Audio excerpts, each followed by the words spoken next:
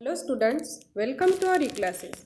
तो बच्चों, हमने हमारी कक्षा चौथी के चौथे गद्य रज्जी का शौक इस गद्य का कुछ भाग इसके पहले के वीडियोस में देख लिया था। तो हमने वहाँ पे देखा था कि एक लड़का था राजेंद्र नाम का, जिसे प्यार से लोग क्या कहते थे, रज्जी कहते। तो रज्जी यह बहुत क्या था, नटखट और शरारती बच्चा था। उसे निशाना लगाने का बहुत ज़्यादा शौक था और जब भी वह निशाना लगाता उसका निशाना सही जगह पे ही लग जाता। तो ये उसमें क्या थी, खूबी थी। तो उसने इस खूबी के कारण, इस शौक के कारण, यानी निशाना लगाने का उसका जो शौक था, इस शौक के कारण उसने एक दिन माली को परेशान किया।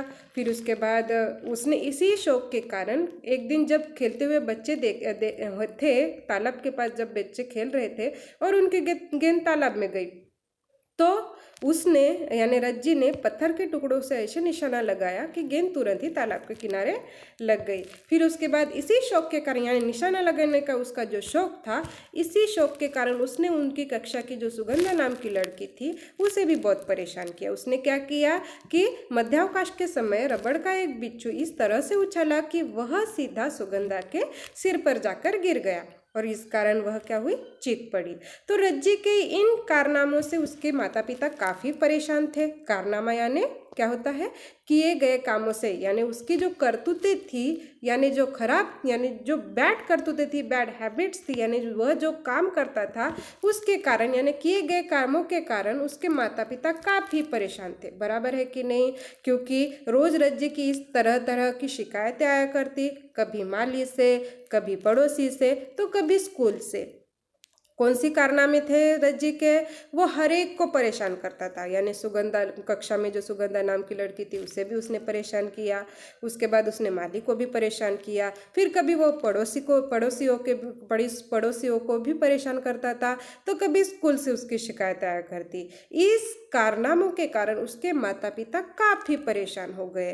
तो फिर पढ़ाई में भी उसका मन नहीं लगता, ध्यान न लगता। इसके माता पिता को समझ में नहीं आ रहा था कि क्या करे। उन्होंने रज्जी के स्कूल जाकर समाधान ढूंढने का निश्चय किया। समाधान यानी होता है हल, उसे हम इंग्लिश में क्या कहते हैं, सॉल्यूशन। तो रज्जी के माता पिता स्कूल क्यों गए? क्योंकि रज्जी ने जो कारनामे किए थे उन कारनामों के कारण वो काफ़ी ज़्यादा परेशान हो गए थे और उसका पढ़ाई में भी मन ध्यान न लगता था और उनके माता पिता को समझ में नहीं आ रहा था कि उनको क्या करना चाहिए या फिर वो क्या करे। तो अपने स्कूल जाकर समाधान ढूंढने के लिए वह स्कूल गए। यानी स्कूल जाकर, रज्जी का जो स्कूल था उस स्कूल जाकर समाधान ढूंढने के लिए उसके माता पिता स्कूल गए। समाधान यानी क्या होता है, हल, या उसे क्या कहते हैं हम, सॉल्यूशन। फिर अगले दिन वे स्कूल के प्रधानाचार्य जी के पास पहुंचे। रज्जी के माता पिता ने उसकी हर रोज की शैतानी और निशाना लगाने की सारी बातें उन्हें बताई।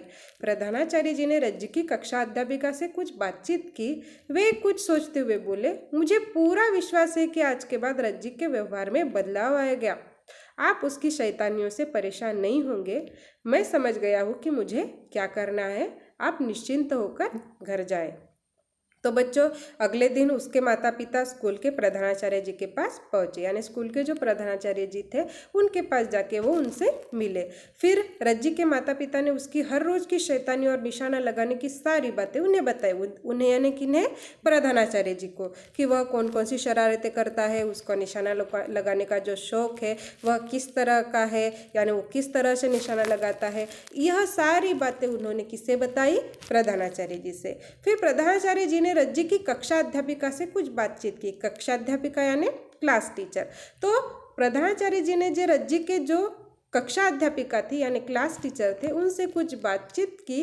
वे कुछ सोचते हुए बोले, मुझे पूरा विश्वास है कि आज के बाद रज्जी के व्यवहार में बदलाव आएगा। व्यवहार यानी होता है आचरण या बिहेवियर। फिर वो क्या बोले प्रधानाचार्य जी, कि मुझे पूरा विश्वास है, यानी मुझे पूरा विश्वास है कि अब मैं जो करूँगा वो करतूत करने के बाद, यानी वो काम करने के बाद रज्जी के व्यवहार में उसके व्यवहार में बिल्कुल ही बदलाव आएगा। तो आप उसकी शैतानियों से परेशान भी नहीं होंगे। यानी मैं ऐसा कुछ करने वाला हूँ कि जिसके कारण रज्जी पूरी तरह से बदलने वाला है। उस रज्जी का बिहेवियर या आचरण पूरी तरह से बदलने वाला है और मैं समझ गया हूँ कि मुझे क्या करना है, आप निश्चिंत होकर घर जाए। यानी आप निश्चिंत होकर कोई भी चिंता न करते हुए घर जाए। यह किसने कहा? प्रधानाचार्य जी ने। किससे कहा? रज्जी के माता पिता को। तो आज हमने देखा कि रज्जी के माता पिता काफ़ी परेशान थे। क्यों परेशान थे? क्योंकि रज्जी की रोज़ की जो शरारतें थी वो बहुत ज़्यादा बढ़ती जा रही थी। इन शरारत कभी वो मालिक को परेशान करता था, तो कभी पड़ोसियों को परेशान करता था, फिर कभी स्कूल से भी उसकी बहुत सारी शिकायतें आ रही थी। तो अब और उसका पढ़ाई में ध्यान भी नहीं लग रहा था। तो उनके माता पिता को समझ में नहीं आ रहा था कि वो क्या करे, और इसीलिए उसका समाधान ढूंढने के लिए यानी रज्जी के स्कूल जाकर समाधान ढूंढने का उन्होंने निश्चय किया। फिर अगले दिन वो स्कूल में पहुंचे और प्रधानाचार्य के पास गए। फिर उन्होंने प्रधानाचार्य जी से सारी बातें बताई, यानी उसकी हर रोज की शैतानियाँ, फिर उसके बाद उसके निशाने लगाने की जो सारी बातें हैं वह सारी बातें उन्होंने बताई। फिर प्रधानाचार्य जी ने क्या किया कि उसकी जो कक्षा अध्यापिका थी उन्हें बुलाया, फिर उनसे कुछ बातचीत की और कुछ सोचते हुए उन्होंने यह कहा कि मुझे पूरा विश्वास है कि आज के बाद रज्जी के व्यवहार में बदलाव जरूर आएगा। आप उसकी शैतानियों से परेशान नहीं होंगे। मैं समझ गया हूँ कि मुझे क्या करना है, आप निश्चिंत होकर घर जाए। ऐसा प्रधानाचार्य जी ने किनसे कहा? वो रज्जी के माता पिता को। तो प्रधानाचार्य जी ने उनसे क्या कहा, इस सवाल का जवाब आपको लिखना है। उनसे यानी किनसे? रज्जी के माता पिता से प्रधानाचार्य जी ने क्या कहा, इस सवाल का जवाब आपको खुद को लिखना है। फिर उसके बाद दूसरा यहाँ पे प्रश्न है कि रज्जी के माता पिता स्कूल क्यों गए। इसका उत्तर मैंने वीडियो में बताया है, पर आपको अपने मन से इस सवाल का जवाब आपको ही लिखना है। तो बच्चों आज के लिए बस इतना ही, और पेज क्रमांक 28 का आपको शुद्ध लेखन भी लिखना है। So thank you.